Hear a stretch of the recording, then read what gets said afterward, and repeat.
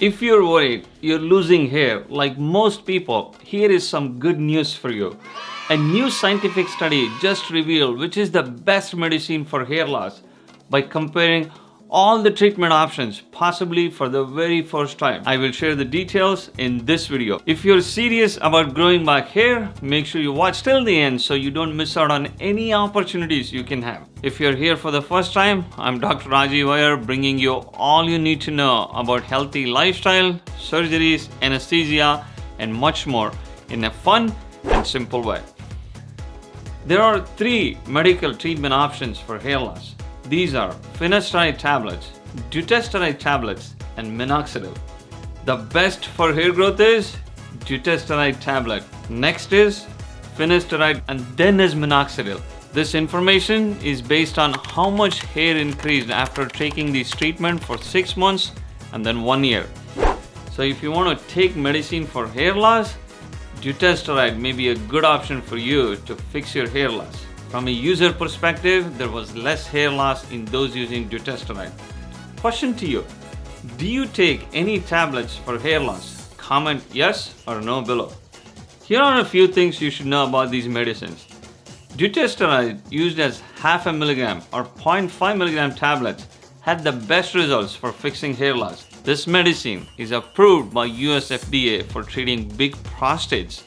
Dutasteride is approved for hair loss in Japan and South Korea, but not approved for hair loss in the USA and many other countries. Dutasteride works the same way as Finasteride and reduces dihydrotestosterone, a hormone in the body, by inhibiting an enzyme called 5-alpha reductase. Dutasteride just does a better job at inhibiting this enzyme, but can also have sexual side effects. Taking a 5 mg dose of Finasteride was found to be the next best. This is again commonly used for prostate enlargement. Most people use Finasteride at a dose of 1 mg, which is the FDA approved dose for hair loss. Minoxidil pill 5 mg, which was next after Dutasteride and Finasteride, helped achieve increase in terminal hairs that are the more mature hair. So this hair gives the appearance of a head full of hair. Use of topical minoxidil, which is commonly done at 5% for men and 2% in women, was less good than the oral pill.